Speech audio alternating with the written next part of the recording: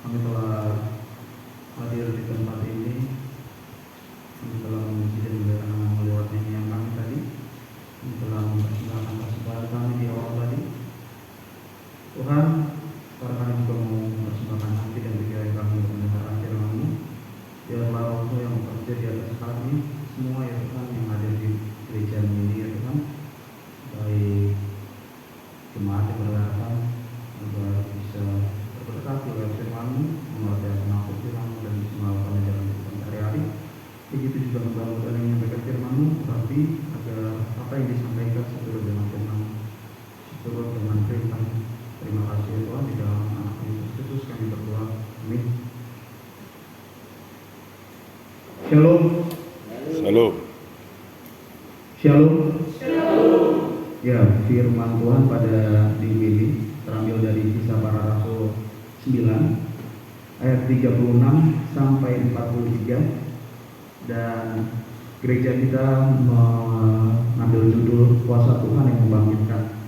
Kita akan baca firman kita pada minggu ini secara bergantian, secara responsorial, ayat 36 sampai 43, dimulai dari saya, 37 jemaat, dan terus sampai ayat 43 secara bergantian. Ayat 36, Petrus menyembuhkan Eneas dan membangkitkan Dorcas. Di Yope ada seorang murid perempuan bernama Tabita, dalam bahasa Yunani Dorcas. Perempuan itu banyak sekali berbuat baik dan memberi sedekah.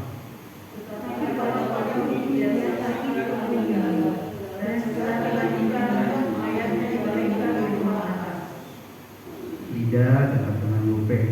Ketika murid-murid mendengar bahwa Petrus ada di Lida, mereka menyuruh 2 orang kepadanya dengan permintaan, "Segeralah datang ke tempat kami." Maka berangkatlah Petrus dan berangkat bersama-sama dengan mereka. Setelah sampai di sana, dia dibawa pulang ke atas, dan semua janda datang berdiri dekatnya, dan sambil menangis mereka menunjukkan kepadanya semua baju dan pakaian yang dibuat emas maupun yang masih hidup. Tapi Petrus menyuruh mereka semua keluar. Lalu ia berlutut dan berdoa. Kemudian dia berpaling ke mayat itu dan berkata, "Tabita, bangkitlah." Lalu Tabita membuka matanya, dan ketika melihat Petrus, dia bangun lalu duduk. Petrus memegang tangannya dan berdiri. Kemudian ia memanggil orang-orang kudus beserta janda-janda, lalu menunjukkan kepada mereka bahwa perempuan itu hidup. Peristiwa itu tersiar di seluruh Yope, dan banyak orang menjadi percaya kepada Tuhan.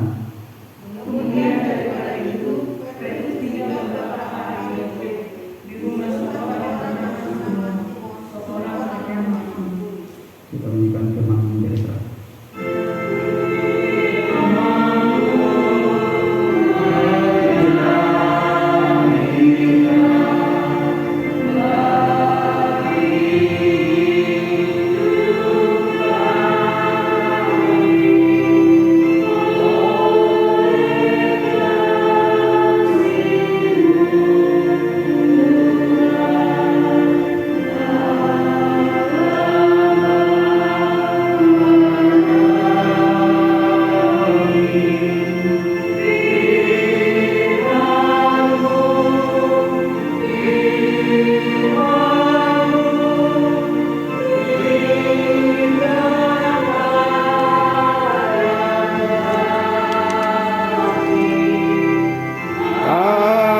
Agar menjadi berkat bagi hidup kami.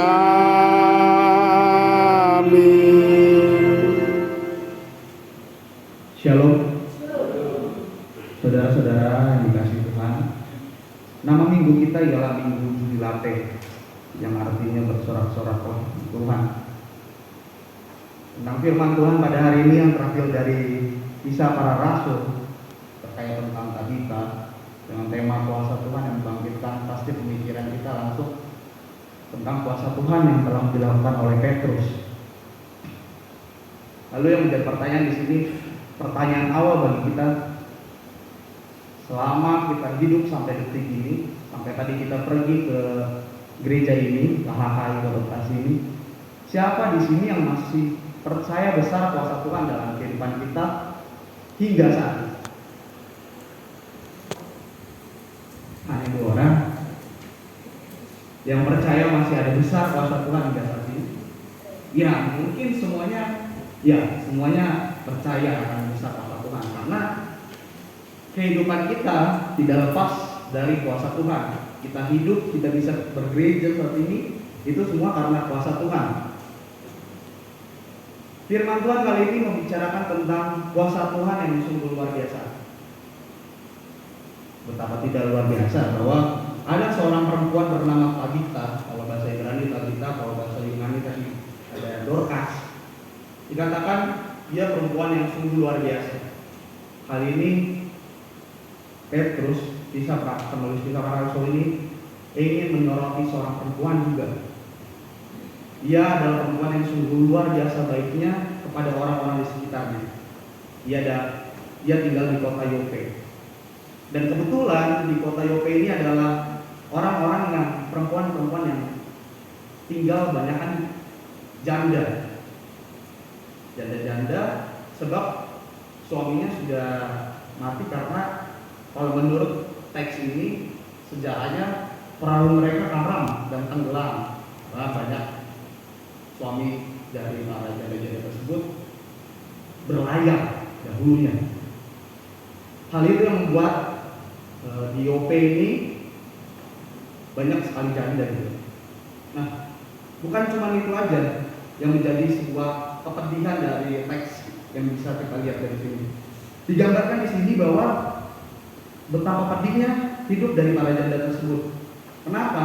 Karena tadi di teks tidak ada dituliskan pekerjaan mereka, tidak ada pekerjaan mereka yang mempertahankan kehidupannya, yang dari situ dia bisa mencari sesuap nasi gitu. Tapi kita bisa lihat, kita sorot ke Tabita. Tabita ini adalah pribadi yang dekat dengan Tuhan, yang telah membuka hatinya bagi Yesus dan mengikuti Dia. Kenapa bisa kita bilang kayak gitu? Karena Tabita tahu apa yang menyenangkan bagi Tuhan, bagi Tuhan Yesus. Sebab itu dia melakukan sebuah tindakan pelayanan yang nyata yang dia rasakan, yang bisa ia bagikan kepada jemaat-jemaat di situ, pada warga di situ, melalui apa? Melalui jahitan. Dia tukang jahit, dia sering menjahit gitu. Habis jahitannya dibuat, diberikan ke warga-warga sekitar. Simple, sederhana.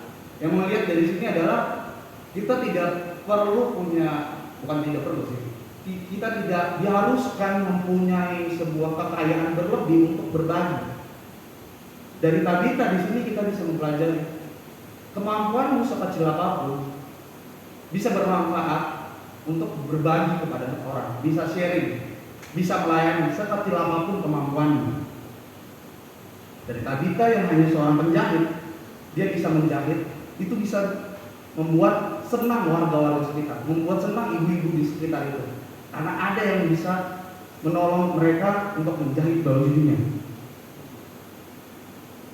Nah, dia sering memberikan, kalau kita lihat tadi di ayat 39, kita baca di ayat 39, dikatakan, maka berkemaslah Petrus dan berangkat bersama-sama dengan mereka. Setelah sampai di sana, ia dibawa ke ruang atas dan semua janda-janda yang tadi itu berdiri dekatnya sambil menangis. Mereka menunjukkan kepadanya semua baju dan semua pakaian yang dibuat Dorcas atau Tabita waktu ia masih hidup. Dari sini bisa kita lihat jemaat itu sangat-sangat sedih akan kepergian dari Dorcas atau Tabita.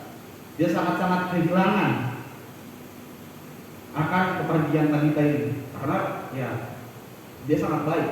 Yang menjadi pertanyaannya bagi kita, menjadi refleksinya bagi kita, nanti kalau kita misalnya sudah tiada, akankah hal itu serupa terjadi sama kita?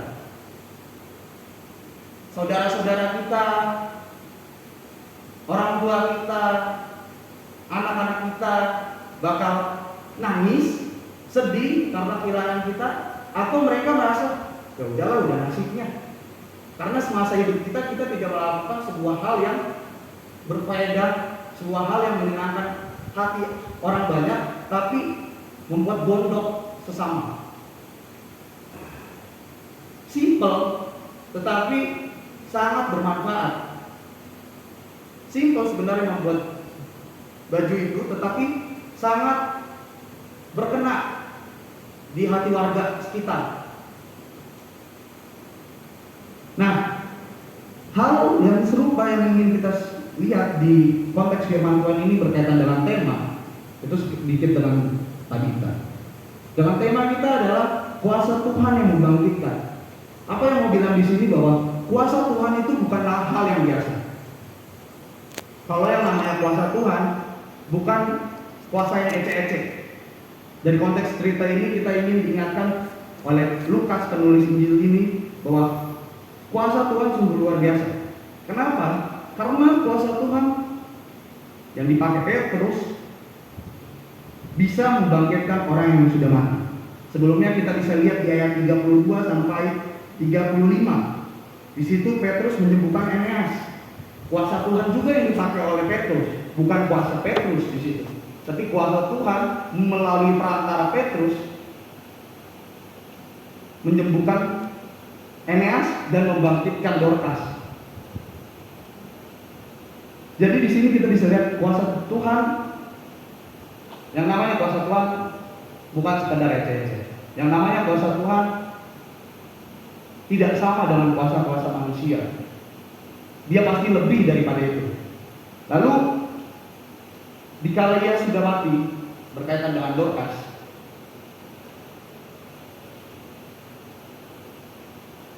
semua para perempuan di sekitar itu berduka karena kehilangan, karena kedermawanan seorang perempuan bernama Tabita. Ketika dia semasa hidupnya suka membagi apa yang telah menjadi pekerjaan tangannya, dengan senang hati dia melakukannya. Orang-orang itu pun dengan senang hati menerimanya dan mereka merasa, wah, bahagia sekali menerima pemberian dari Dorcas atau Tabita ini. Dan itu yang membuat kalau Dorcas sudah tiada, mereka merasa kehilangan. Tetapi yang menjadi refleksi bagi kita juga, semasa hidup kita ini, apakah kita sudah mempergunakan waktu kita sebaik mungkin untuk melakukan hal-hal yang berkenan di hadapan Tuhan? Apakah semasa hidup kita ini kita telah melakukan hal-hal yang dikehendaki Tuhan? Karena teks tadi bilang bahwa apa yang dilakukan Dorcas, apa yang dilakukan Tabita, itu ia yakini bahwa berkenan di hadapan Tuhan. Menjadi pertanyaan besar dalam hidup kita bahwa Tuhan, sungguhkah apa yang sudah kulakukan ini berkenan di hadapan-Mu? Atau aku melakukan ini hanya ingin terlihat oleh pasanganku, oleh kerabatku, oleh teman sekerjaku. Tapi kalau dari sini, dia dari hatinya masing-masing. Dia dari hatinya Dorcas, dia dari hatinya Tabita itu sendiri ingin melayani. Karena yang namanya janda tidak ada penghasilan yang tetap. Jadi untuk membayar pengrajin tangan yang menjahitkan bajunya tidak terpikirkan pasti akan hal itu. Dibayar syukur, nggak dibayar juga nggak apa-apa. Tapi dia tekun melakukannya. Jadi nggak ada embel-embel, wah aku bakal. Tapi dengan hati yang tulus, itu yang dilihat Tuhan. Maka Tuhan menyuruh Petrus, menggerakkan hati Petrus untuk membangkitkan Tabita. Tuhan melihat bahwasannya ada seorang yang baik hatinya. Cacat dalam artian ini bukan psikis, bukan fisik, tetapi lakunya. Tuhan melihat juga. Jadi dari sini kita bisa melihat, jangan kita sepelekan. Ada lagu yang berkata, mata Tuhan melihat apa yang kita perbuat, apa yang baik. Kan itu pernah mungkin kita dengar ya. Tuhan melihat segala perbuatan kita. Tuhan melihat apa yang dibuat Dorcas, apa yang dibuat Tabita. Makanya dia menyuruh Petrus untuk melakukan mukjizatnya. Jadi selama hidup kita, lakukanlah yang terbaik apa yang bisa kita lakukan. Jangan hanya kapan mukjizat Tuhan, kapan kuasa Tuhan itu. Selama hidup kita, sepanjang hidup kita, ya tadi pertama saya bilang, kita datang ke sini itu sebuah kuasa Tuhan. Kita bisa hadir di sini itu sebuah kuasa Tuhan. Bayangkan kalau tadi tiba-tiba ada hujan deras, kita mungkin tidak bisa hadir di sini, tapi kuasa Tuhan dibikin semuanya cerah. Kuasa Tuhan mungkin tidak lagi langsung menghidupkan orang mati seperti yang dilakukan Petrus pada Tabita atau Dorcas. Tapi ketika kita sakit, kita datang ke dokter, dokter juga perantara, sama seperti Petrus, perantara. Kita memohon kepada Tuhan, kita mendapatkan kesembuhan. Yang kedua yang ingin diingatkan dalam firman Tuhan terkait dari Kisah Para Rasul 9 ini adalah kita ingin diingatkan bahwa kuasa Tuhan tidak ada yang pernah gagal. Catat. Tidak ada kuasa Tuhan yang pernah gagal. Kita boleh lihat dari perjalanan bangsa Israel sampai ke perjanjian baru, kuasa Tuhan itu selalu mulus, gak ada yang pernah gagal. Mungkin kita manusia mempunyai kuasa, pemerintahan punya kuasa, seberkuasa-kuasanya orang ada kegagalan dalam kuasanya, tapi dia tidak. Apa yang dia kehendakinya, apa yang dilakukannya, apa yang dia inginkan berjalan dengan mulus. Karena siapa? Dia Tuhan, dia yang Maha Kuasa. Jadi jangan samakan kuasa Tuhan dengan kuasa yang lain. Beda. Kuasa Tuhan tidak pernah gagal. Terbukti. Kalau kita lihat di atas kan tadi kayak bilang Petrus menyembuhkan Eneas. Sebelum membangkitkan Dorcas dari kematian, Tuhan telah menyatakan kuasanya lewat Petrus kepada Eneas juga, lewat perantaraan Petrus juga. Dia 8 tahun terbaring di tempat tidur. Tapi ketika kuasa Tuhan itu datang melalui perantara Petrus kembali, dia bisa kembali bangkit dan bisa melakukan aktivitas sendiri. Dari sini bisa kita lihat Tuhan tidak pernah gagal dengan kuasanya. Tetapi yang membuat itu gagal dalam artian bisa jadi tidak sesuai dengan keinginan kita. Ketika kita meminta sesuatu, Tuhan, aku ingin jodoh ini. Kita berharap bahwa kuasa Tuhan itu datang nanti dengan sendirinya jodoh itu. Tapi kalau kita tidak berusaha, sama tadi orang-orang warga yang tadi, dia berusaha untuk memanggil Petrus, ada usahanya dulu. Maka Petrus itu datang, maka kuasa itu dinyatakan. Begitu juga dengan kita. Jika kita berusaha, kita mau memperbaiki diri kita, memohon kepada Tuhan dengan kuasanya, kuasa Tuhan itu pasti datang kepada kita. Yakinlah bahwa sekecil apapun yang terjadi dalam hidup tidak lepas dari kuasa Tuhan. Yang ketiga dalam firman Tuhan ini yang bisa kita ambil adalah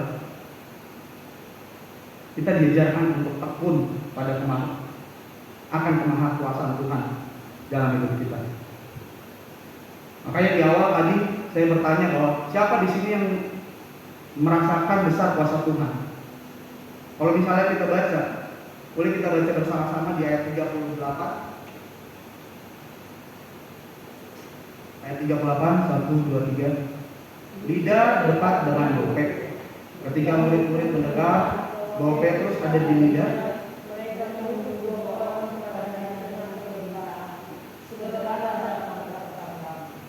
apa yang ingin dikatakan di sini? Bahwa kepercayaan yang besarlah yang membawa mereka ke lidah untuk bertamu dengan Petrus, untuk memohon bertolongan.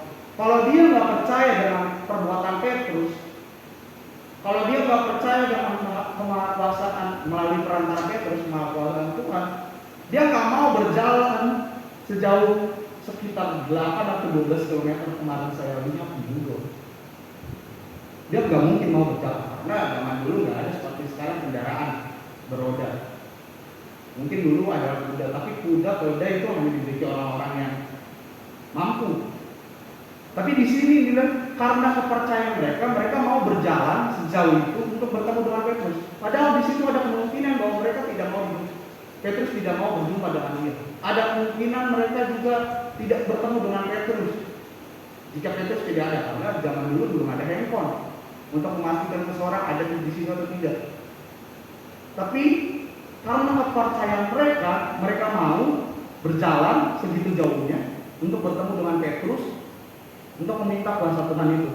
Apa juga yang mau kita lihat di sini bahwa percayalah akan kuasa Tuhan.